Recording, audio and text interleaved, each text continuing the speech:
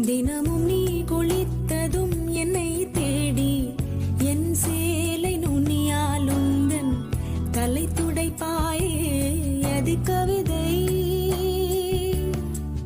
திருடன் போல் பதுங்கியே திடீரென்று பின்னால் இருந்து என்னை நீ அணைப்பாயே அது கவிதை.